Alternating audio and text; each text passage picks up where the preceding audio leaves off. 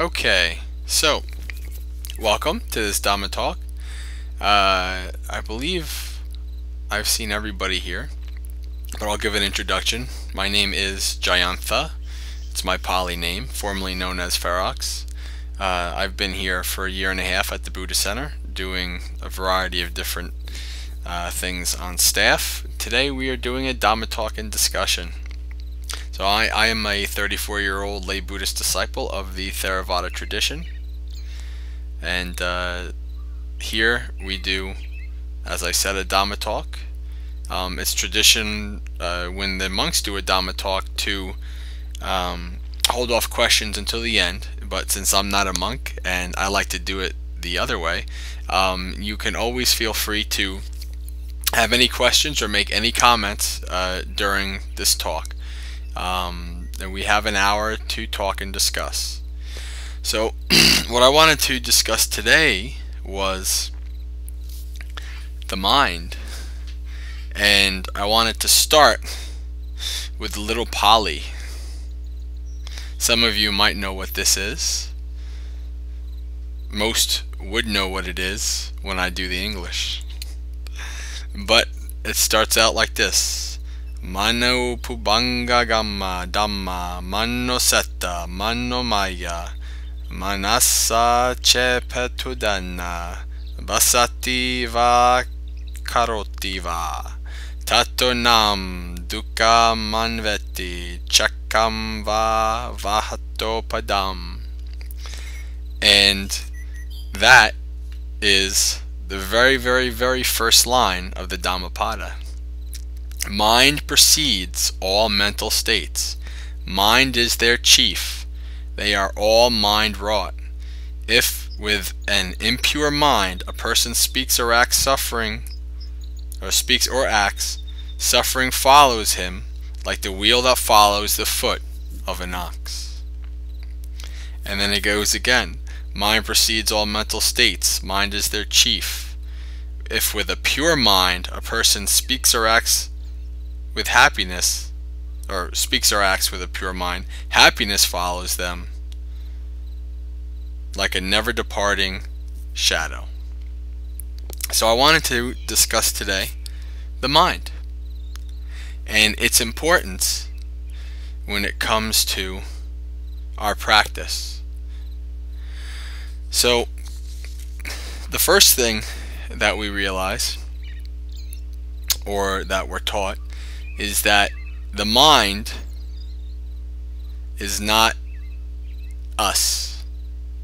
There is no us. There is no permanent soul. There is no me, no ego.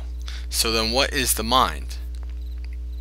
Well, the mind is part of the six senses in Buddhist, in the suttas, in the Buddhist teachings.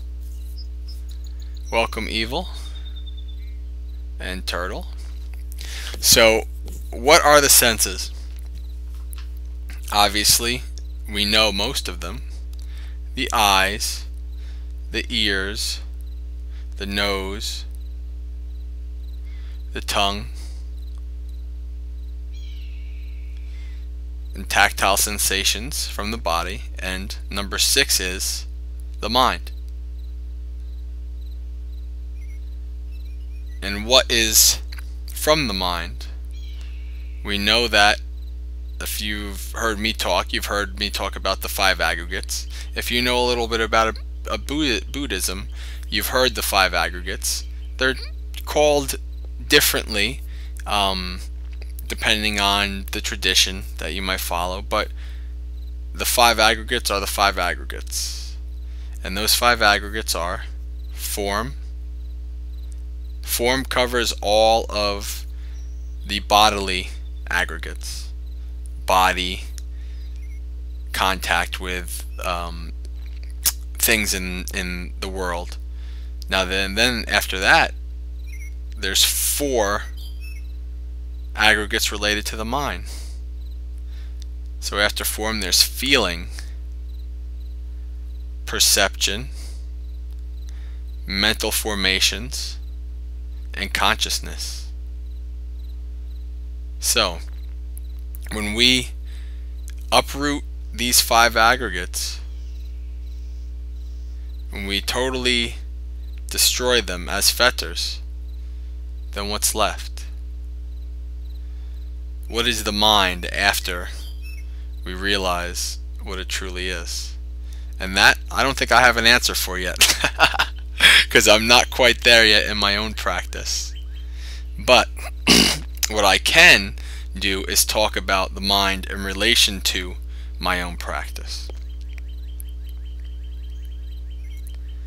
There's a different translation, but it basically means the same thing as mind precedes all mental states. I like the translation of mind is the forerunner of all things. Because when we talk about the Noble Eightfold Path, when we talk about our actions, whether skillful or unskillful, there's 3 types of these actions, right? There is bodily action, there is verbal action, and then there is mental action. And with all 3 of these, you can perform a skillful or an unskillful action. And there's a sutta, and I apologize for not knowing the exact one off the top of my head. I think it's in the Majjhima Nikaya, where the Buddha asked Venerable Ananda, what is the most important of those 3? And Venerable Ananda said, speech is the most important.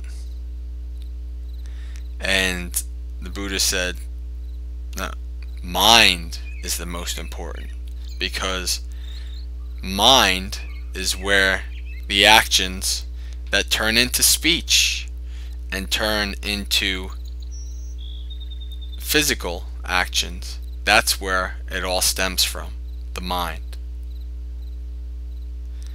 So when we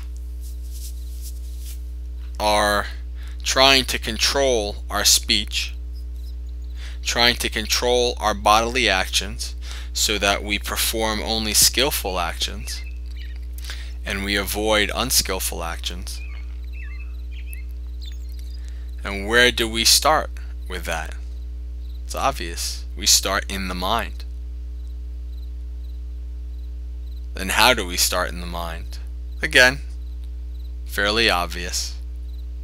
We start in the mind by observing the mind. And observing the mind is, of course, meditation. That's what we do. That's our job.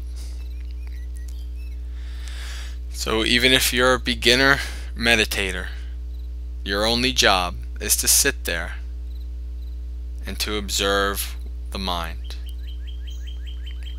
I like to say that the mind, well, I have a couple analogies for the mind, but one of the newer ones that I came up with fairly recently was that your mind is like a TV. There's all kinds of junk that comes shouting out of the TV at you. And your only job is to sit there and watch the TV. You can't do anything else with it. There's no such thing as smell-o-vision. There's no like a holographic room where you can go in and be part of it or anything like that yet. So the only thing you can do is just watch the TV, right? So really, the only thing you can do with your mind is watch your mind. If you practice, you realize eventually that if you try to do anything else but watch your mind, all you do is fail. All you do is make it worse. So you try to control what your mind thinks, or you get angry that you're trying to have this nice peaceful meditation and your mind goes off in this way or in that way. Like you're trying to watch a nice peaceful movie and all of a sudden some infomercial comes on with some guy screaming about selling you something for $19.95, and you get angry and say, get this away. I'm trying to watch a nice peaceful movie. But the point is there, you realize that by doing that, all you're creating is further anger, and it's not getting you anywhere. So to start to see how the mind is the forerunner of all things, you need to practice. And when you practice and you just observe, all you're doing is just observing. Whether you know or not, whether what method you have, whether you're trying to observe the breath, even especially in the beginning, but even for seasoned meditators, if you're trying to observe the breath, that lasts for, I don't know, a second, and then you start thinking and all kinds of things, and you observe those things as they arise and they pass, and then you go back to the breath. But you're not trying to avoid them, you're trying to observe them. So when you start to observe, the more you observe your mind, it's practice is what it is. The more you observe, the more you're able to see the mental formations as they appear.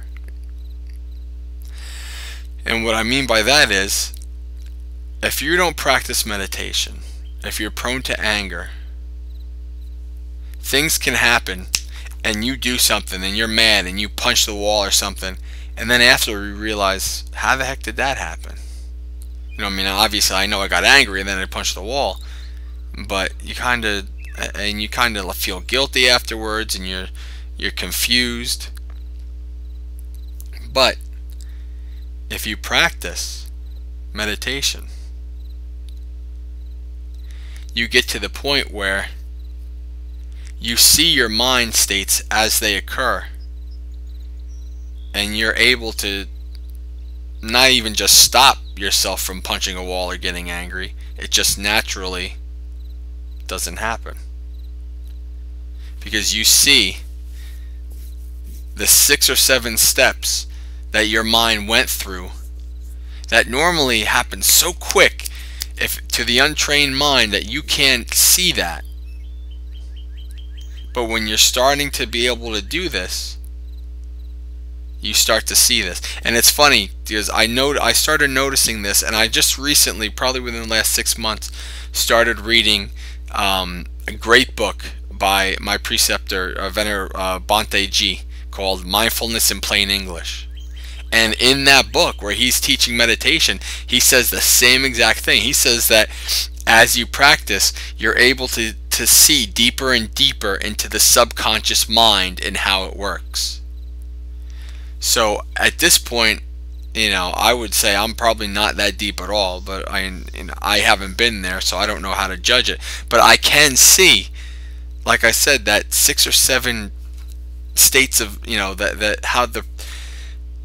how the mind projects, how it starts from this part, and then you can see that, okay, well, this happened, and then I thought this, and then that led to that, and then that led to that, and that led to that, and that led to my verbal action or my bodily action. So that's what the Buddha is talking about when he says the mind is the forerunner of all things. Because without the mind, without that mental formations,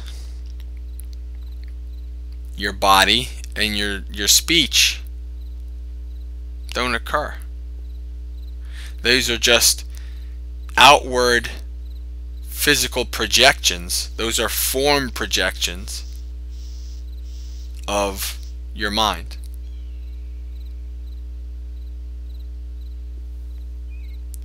So that's why it is important for us to practice. The Buddha said this is the most important thing. Why are you wasting your time? He said, practice. You don't have all the time in the world. So as you practice, the practice helps your morality, and the morality helps your practice. Because the more you're able to see how your mind works, the more you're able to realize, that doing this action, that's unskillful. Why would I want to do this? It just harms myself or others. And the more you're able to act skillfully through mind, body, or speech, actually, the easier concentration comes. That's why the Buddha talked about following the 5 precepts and following the Noble Eightfold Path. You don't just start meditating and then you become enlightened. The morality is a huge part of that. There's the Noble Eightfold Path is split into 3 things, into 3 divisions: Sila, Samadhi, Panya. Sila is morality. Samadhi is concentration. Panya is wisdom. So when you have morality, it helps you have concentration, and easier, better concentration leads to more wisdom. And that wisdom is seeing things as they truly are. So when you are just sitting there observing your mind, you're seeing things as they truly are. You're seeing your mind and its processes without any clouded judgment. And it takes a while to know when you're judging. But when you judge, all you do is you keep observing. You observe that you judge. You don't get angry that you're judging. I'm not supposed to be judging, so stop judging. Don't be an indigent. Stop doing that. That is judging. That's judging that you're judging. So and Bhante G, in Mindfulness of Plain English, his answer to basically everything is, if this happens, observe it. If you get angry because of that happening, observe that you're getting angry. If you're getting angry that you're getting angry, then observe that. So whatever levels of the mental formations, the feelings, the perceptions, whatever levels of that happens, you're just observing it. You know, I think that actually most people get angry pretty easy. A lot of people just don't realize it, because for most people it's not an extreme outward showing of anger. You know, I always said to myself, I'm not an angry person. I don't get angry. I'm always calm. I'm always this. You know, so I never consider myself an angry person. But you know what? I came to find out that sarcasm is actually anger.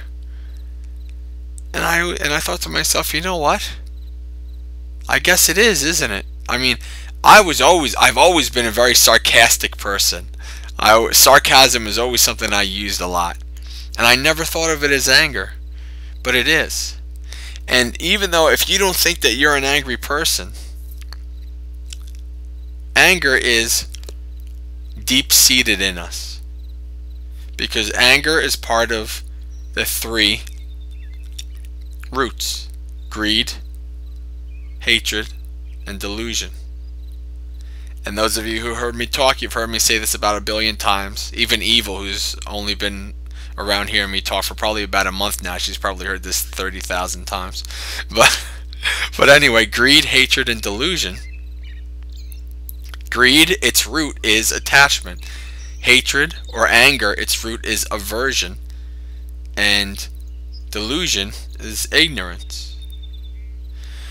So those 3 things are what you actually are observing as well.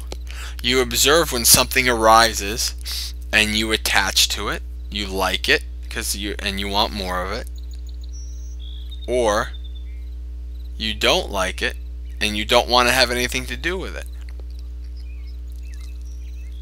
And that's at the root. So that's where the anger is. And I came to realize that I also had anger. I was raised Catholic, and I broke from that as a teenager, and I realized that I developed a lot of anger over the years too. And even a lot of I would say hatred, although I never really felt it. I mean, it never something that I didn't think every day, ah, I can't stand it. But it was something that developed in me over my years of growing up, that when I came to realize, I was able to start letting go and to practice and to not have that anger anymore. So that's what the mind is all about. The mind, just like us, it wants to be peaceful and calm. But there's so much in there, all based from greed, anger, and delusion, and the aggregates. There's so much in there from our perceptions and our feelings that it gets clouded. And when it's clouded, we don't see how things truly are. Our perceptions are off. Our perceptions, we perceive somebody did something, and we perceive this as some kind of an insult or a slight, and we get angry. Even to them, it might not be anything. It's funny because growing up, I've experienced that too, where people have taken things that I've done or said as a slight, and I'm totally oblivious. I'm like Forrest Gump or something. I'm like, oh, I didn't even realize that. And in the past, I would be like, they don't know what the heck they're talking about. I didn't do anything, this and that. Now, as I practice and I get older, I start to realize that the perception is really where we're all coming from. All our perceptions are different, and the perception of somebody, during this action that I really thought was nothing, and it was something to that person, regardless of who's right or who's wrong or whatever, the perceptions butted heads. And that's, because we have such an attachment to our perceptions, we think that they're so right, so therefore we think we're right, and that, that mind state causes all kinds of issues. The more you practice, the more you see, the more you understand that our perceptions are very, very faulted. We think we have these perceptions of things. Even and we think that our eyes are perfect. We think that we think that our ears, we think that all these senses are perfect senses.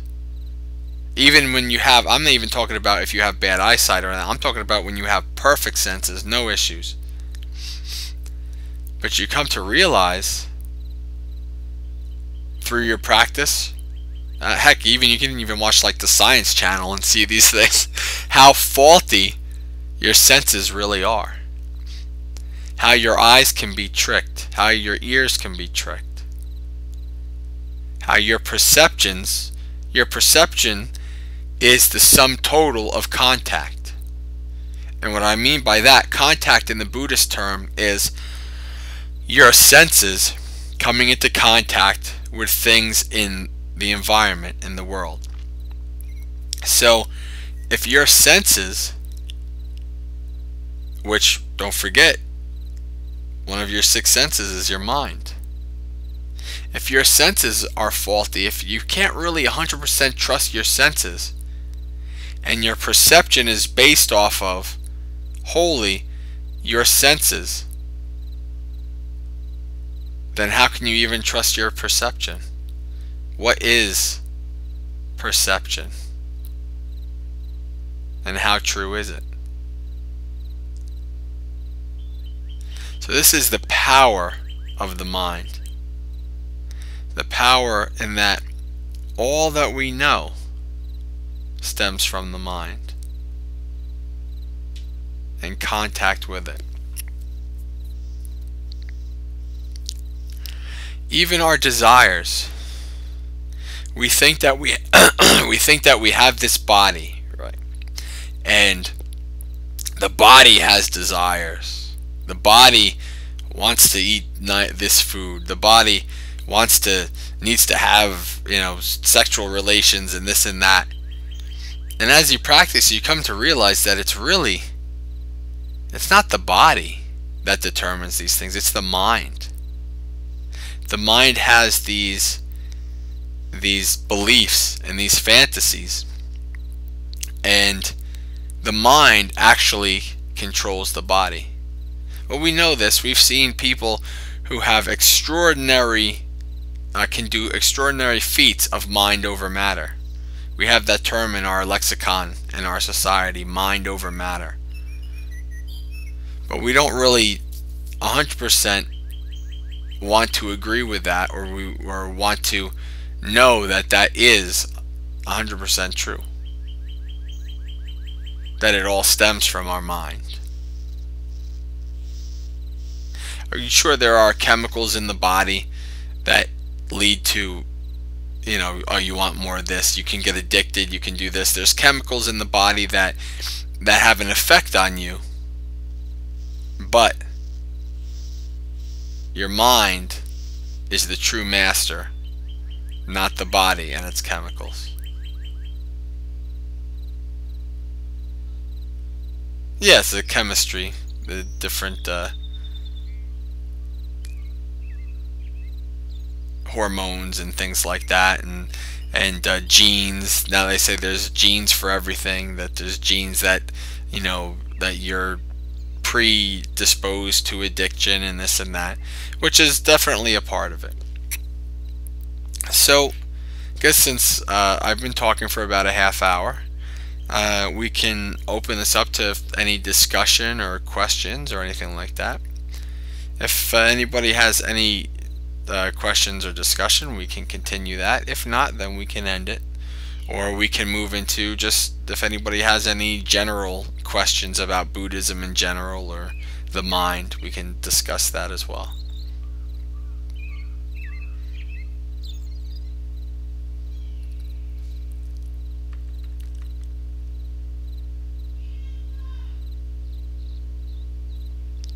Now, I enjoy this part because, as most of you know, I am certainly no master, and I'm not a monk, at least not yet.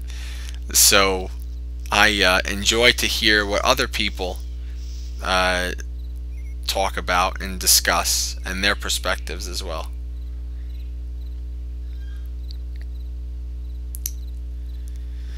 Oh, that's an easy one, at least from a Buddhist perspective anyway. Paloma, have you ever done metta meditation?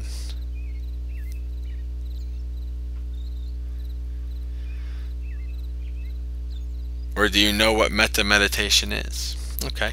Well, I invite you to, if you can come around this time, it's 5:30 SLT on Thursday. I do a metta meditation practice. And basically, yes, what metta is developing loving friendliness, loving kindness for all beings. And one of the metta meditations where we develop metta for specific people, one of the most important people we develop the metta for is exactly who you just described. One who has harmed you, one whom you consider to be an enemy.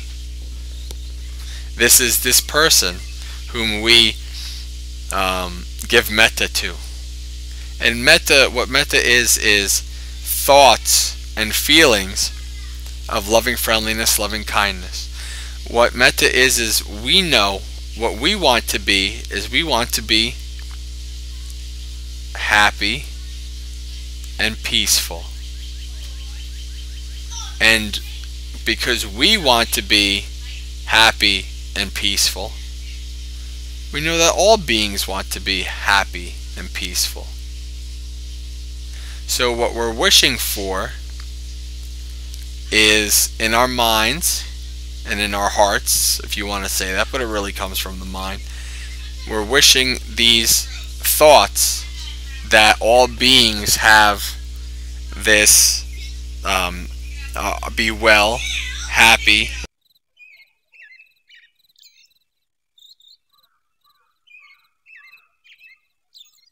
and peaceful. So that's what we're wishing. We're wishing that this person whom has hurt you, that hates your guts, we're wishing that they be well, happy, and peaceful. And this is the power of the Buddha's message, of the teaching. In the Saw Sutta, the Buddha talks about, even if you are being sawed in half, if you have any negative thoughts towards the persons that are sawing you, then you are not following my practice. And that's a pretty harsh thought to think about, being sawed in half and not having any negative thoughts, especially towards the people that are doing it to you. Can we all do that? Not many. Depends on our level of practice, I'm sure. So, an abuser. Yes, this can be anybody. Now, let's say we are developing loving kindness for them, and we want to be able to forgive these people of whatever they did. And the main point is not helping them. The main point is not giving them absolution. The main point is freeing your mind. Again, we're talking about the mind here. Freeing your mind of that anger, of that aversion that is doing nothing but harming yourself. And what we're trying to do, skillful acts that are skillful and that do not harm ourselves or others. So when we have this anger, we're not harming the other person because of it. They have nothing, they're not getting harmed because of it. At least not for the most part. But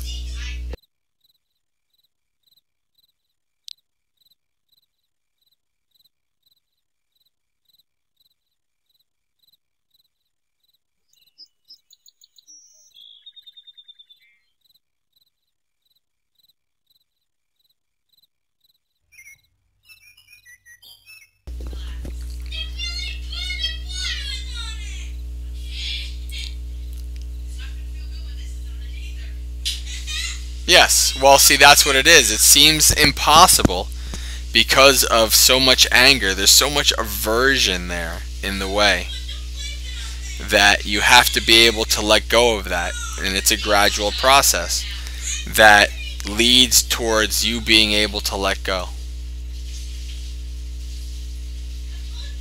Now, I would also suggest, on the other hand, that metta meditation is important, but if you're able to have any kind of therapy, that's also helpful.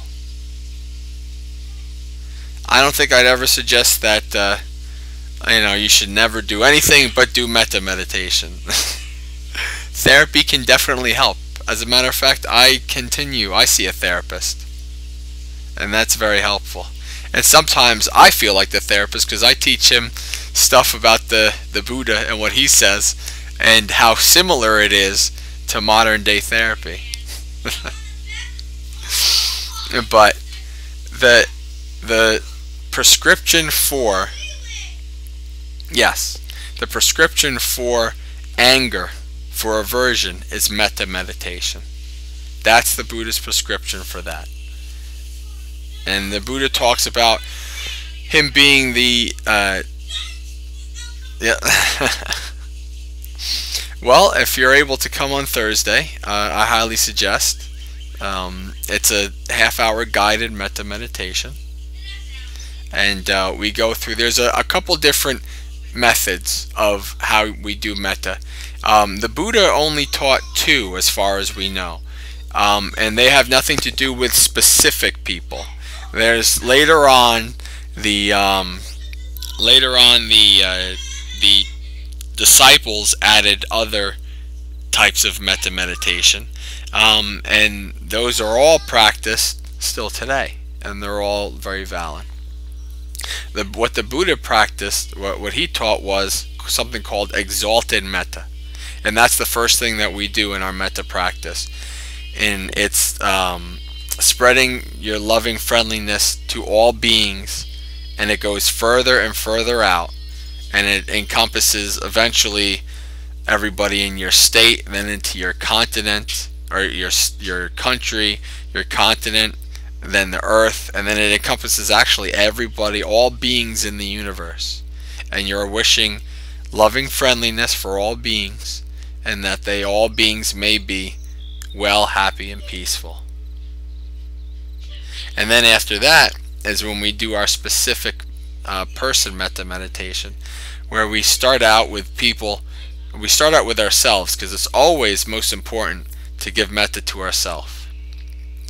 And when you, in a situation like yours, it is also important to give metta to yourself. But it also, what you're doing with therapy is also a big part of that, because in our society we have problems with taking care of ourselves. We are kind of taught that we have to put everybody else first, and if you don't put everybody else first, then that's selfish. But the Buddha taught the opposite. The Buddha taught that you have to take care of yourself first. You cannot help others until you help yourself. And that's something that I've always believed in, and that's something that when I found out about this in the suttas, this really connected with me. I said, this makes sense, because this is what I've always believed in. Because you can't help others, and my job is child protective services, so I deal a lot with parents, many of whom have mental health issues, many of whom have drug issues, and I try to explain this to these parents, that they cannot help their children unless they're able to help themselves and be fully capable and be okay for themselves. Then they can help others. I always like to use the example also of the when you're on a plane, if you've ever been on a plane, and they talk about, in the event of the oxygen masks coming down, secure your own mask first before helping that of your children. And that makes perfect sense. So secure your own mask first before you can help anybody else. So that's what metta is all about, especially when you start out for yourself in the beginning. You're always giving yourself metta, because you are part of all beings. You are somebody who is deserving to be well, happy, and peaceful. And when you are able to be well, happy, and peaceful, you're able to give metta more, and give more, easily give more metta to others, especially those whom we call a difficult person, somebody who caused us harm. So this is, and what this is doing is, some traditions say that when you give metta, it helps the other person. I don't know if it does, but what it does do is help develop your mind, help change your mind, and help get rid of aversion. And that's important enough. Yes.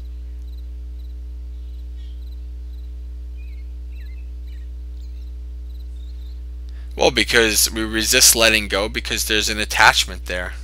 Even if there's an aversion as well, there's still an attachment. And we have these thoughts that, we have these mixed thoughts. I see it all the time as well. I deal with a lot of women who are abused, and I see the cycle of abuse, and it goes around and around and around and around. And there's people who are in this cycle of abuse for years beyond years, and they never see the cycle. They're never able to break out of it. It's very similar to our cycle, if you believe in rebirth, the cycle of samsara, where we keep getting born and we keep dying and born and dying and born and dying, and we keep getting stuck in this cycle over and over and over again until we want to break out of it. And we say, you know what, I'm going to break out and get the heck out of this place. I'm tired of going around in circles. I'm dizzy. Yep, stuck in the same story. So I think that metta will definitely be beneficial, and I look forward to seeing you on Thursday. I should be here, unless my job keeps me out late, which it often does. Sometimes I'm able to, tell Delani that I'm going to be late, and sometimes I'm not able to, and people show up and I'm not here, and they wonder, where's Jayantha? Where did he go? Well, if I'm not here, that's what happened. Yeah, it's 5:30 SLT, which is I'm East Coast America, so that's 8:30 for me, but it's 5:30 because this starts at 6 SLT, which is 9 o'clock for me, so it's 8:30 or 5:30 SLT.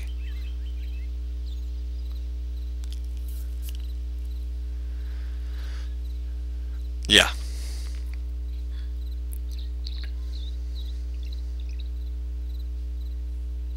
Yeah, no problem. I wish you luck. Remember, always going against the stream is a good thing.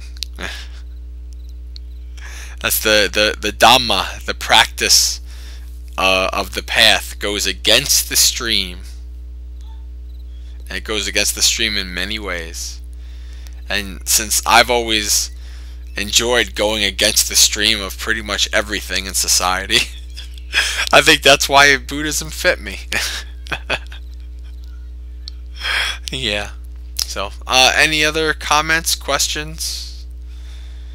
Doesn't have to be specifically about what we talked about today. It could be about anything in Buddhism, because pretty much anything when it comes to practicing Buddhism leads back to the mind anyway, and that's our topic for today.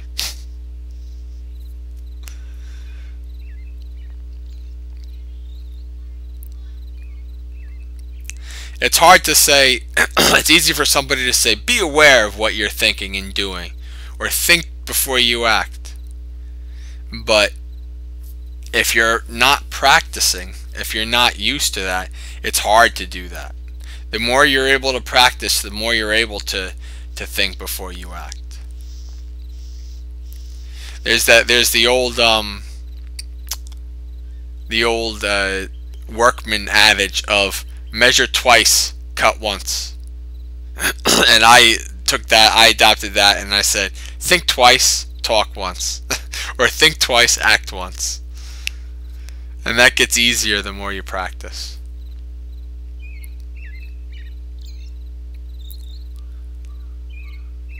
So were you going to ask a question or anything, Evil, before I started yapping on again?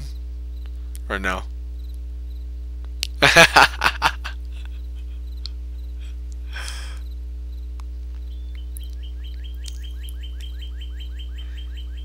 I could pretty much keep talking on and on, although at this point I'd pretty much just be repeating myself.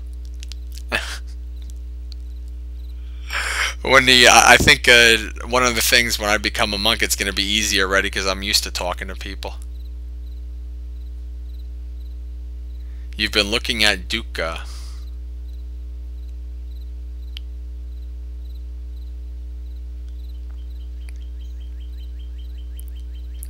My favorite Pali word, dukkha. I just like saying it, especially because it's something that we cause ourselves to have too.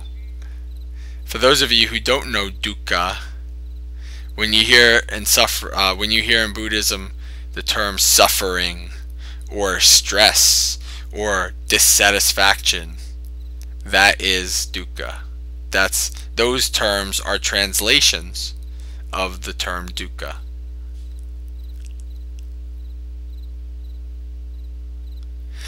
Well, you're always welcome to send me a message while I'm offline if you have any questions. you're also welcome to check out some great books like Mindfulness in Plain English from people who are more authorities on this kind of subject. I highly suggest that book, especially if you're a beginner meditator or you've been meditating for a while and you want to read about that and to understand. When I read about the book, there was a bunch of things that I kind of found out on my own, and I was happy to confirm that Bhante G says this is the way it is. And then there's other things where I learned a lot too. So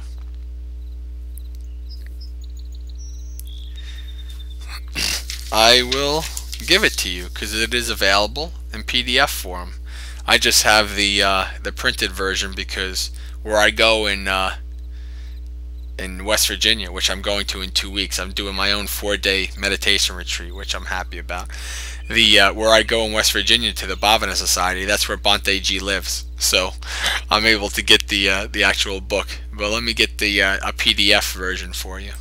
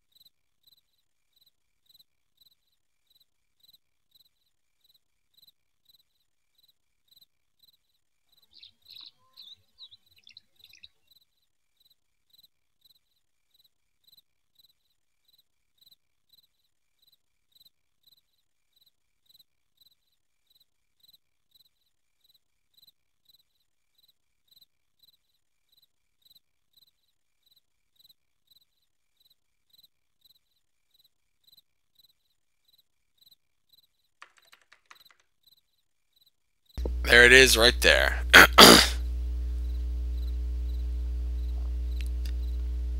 It's basically an extensive education on meditating, specifically Vipassana meditation, and it's very, very, very good.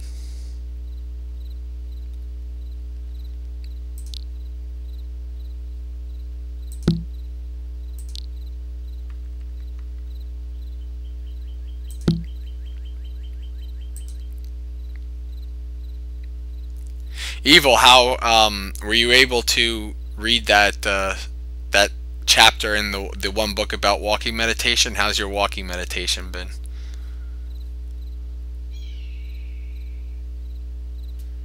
Does anybody else do walking meditation, or they've never done it before? Meditation is always up and down. One day the concentration comes nice. The next day you got all kinds of monkey mind running around. All the monkeys are in your mind running around throwing bananas at each other and doing all kinds of crazy stuff, and you can't think straight. That's just the way it is. The key is to just observe that and to just be at peace with it. If your mind is crazy, then let it be crazy. You just have to be at peace with it.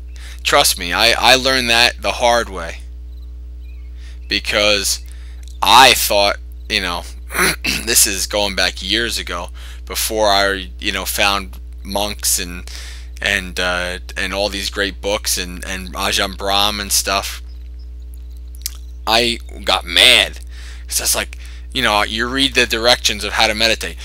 Sit in a position, fold your legs, keep your back straight, do this, do that, follow the breath, blah, blah, blah, blah.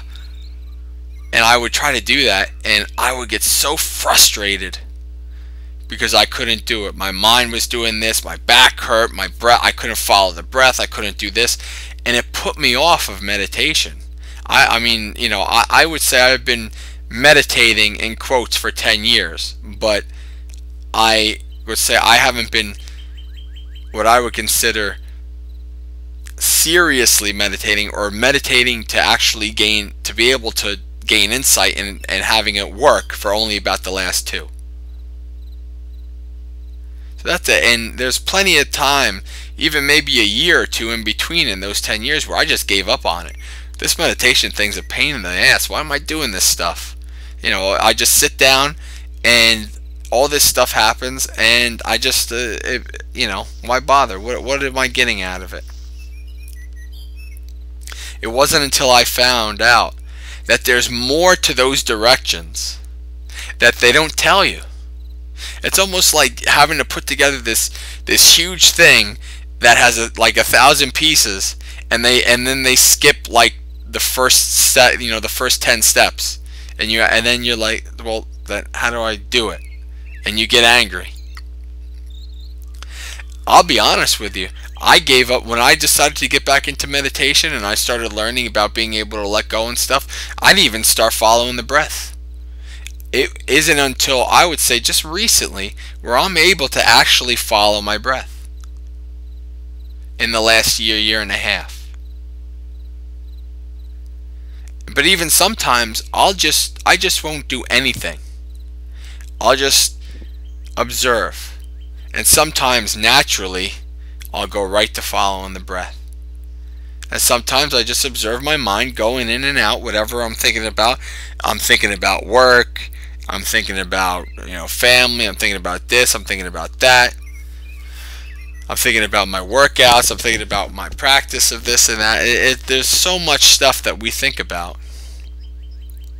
that, that all we need to do is just let it happen. The more we let it happen,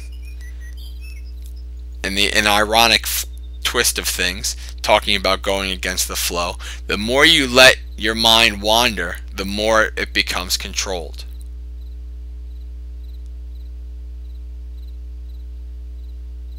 And that makes absolutely no sense, but it's true.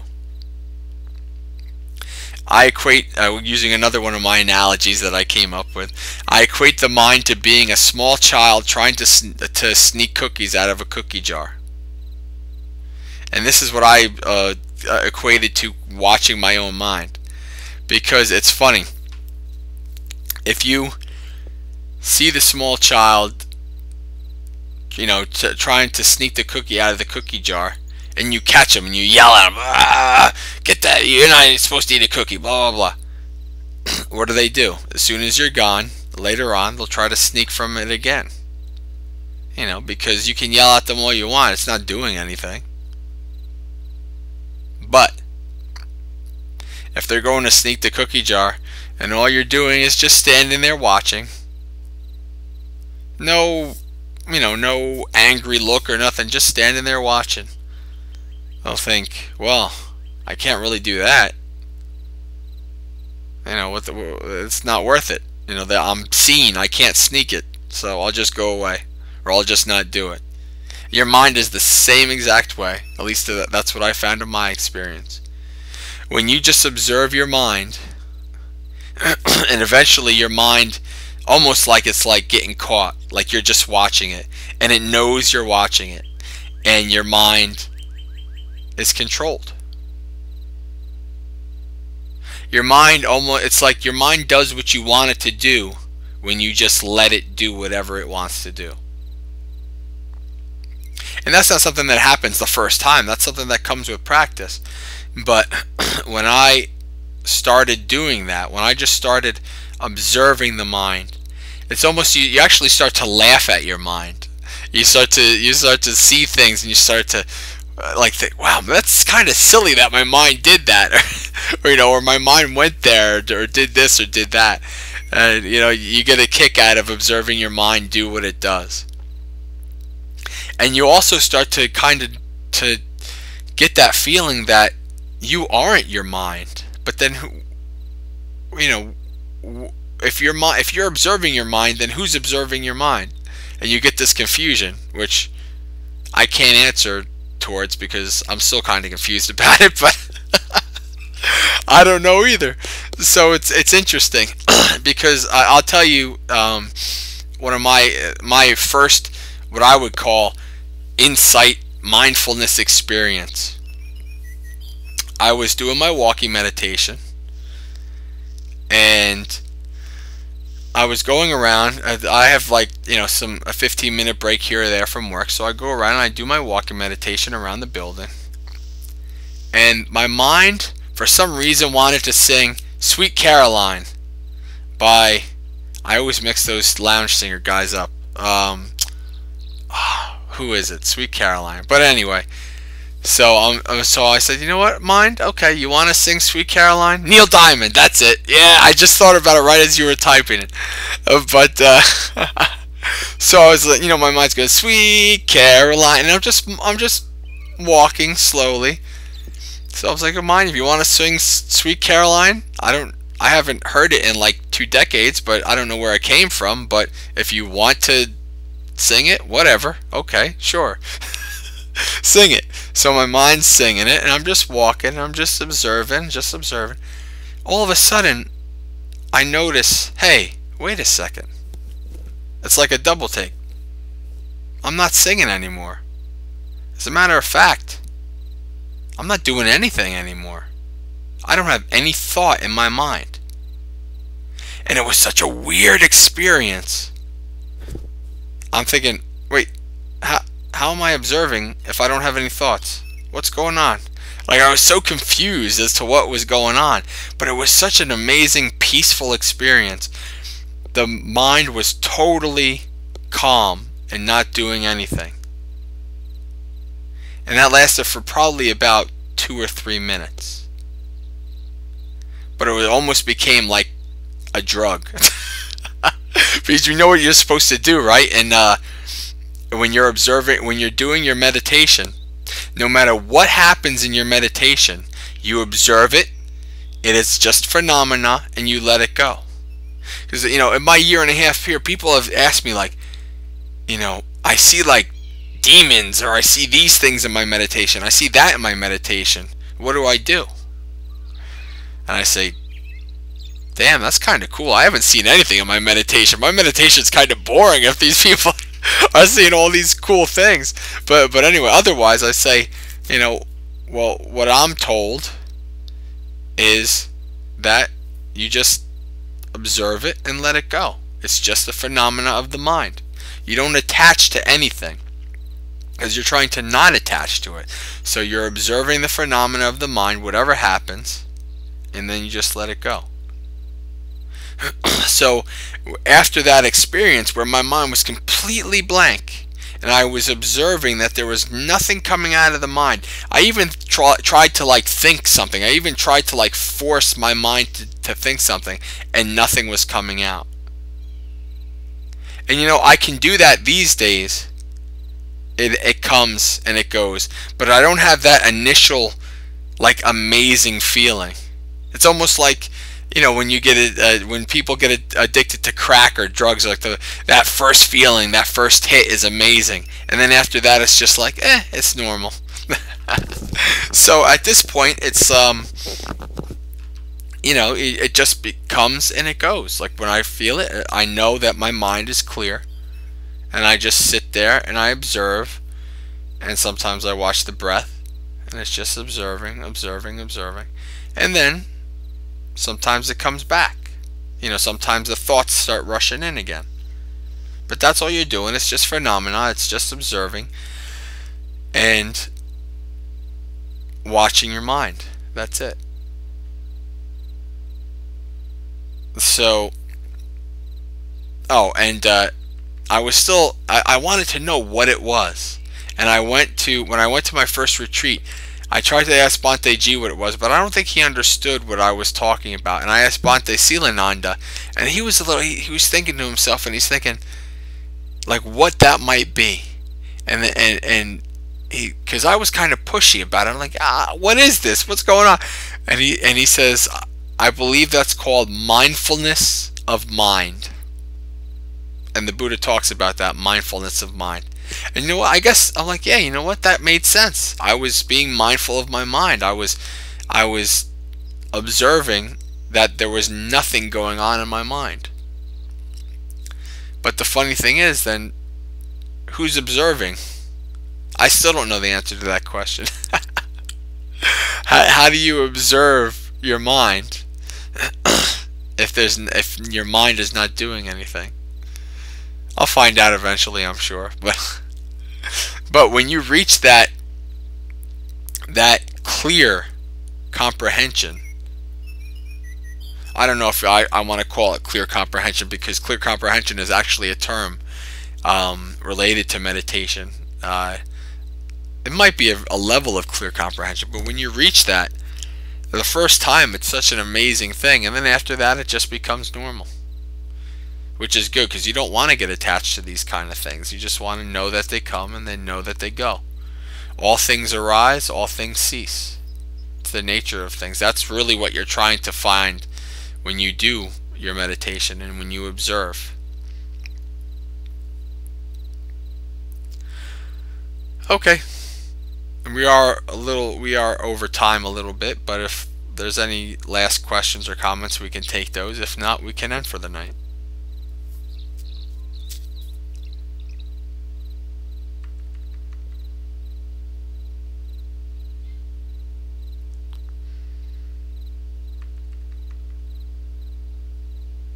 Okay, you're more than welcome, Dhamma friends.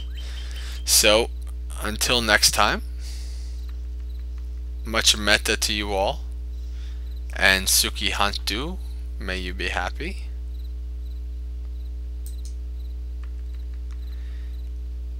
And if you can make it to the metta meditation in 2 days, I will see you there. Yes, Arturo, it has been a while, but it's always good to see old Dhamma friends. Always good, as we are all practicing the path, whatever level we're on. So we all do it together. The importance of community, of a sangha. That was my talk, I think 2-3 weeks ago, something like that.